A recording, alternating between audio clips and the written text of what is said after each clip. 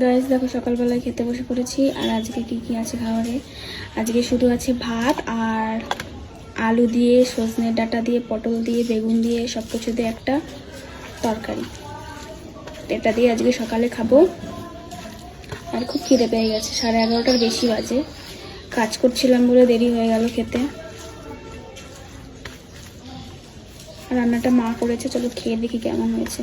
আর ডাঁটাগুলো খুব কচি, গলে যাচ্ছে মাখ থেকে ভাত।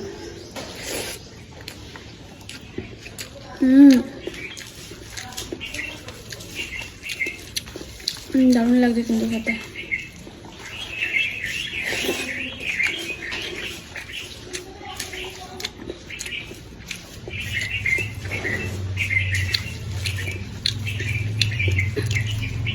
আর জানো তো গাইস, আমি না খুব কাঁচা লবণ খাই।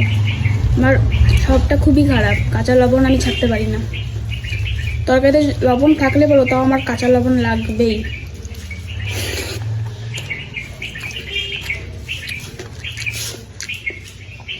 ভাবি যে আর খাবো না, কিন্তু তাও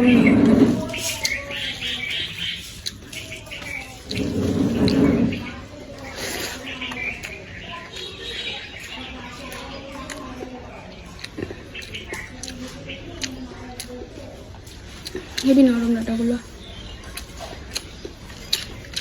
সেটা কিন্তু দারুণ লাগছে। চলো খেয়ে নিই।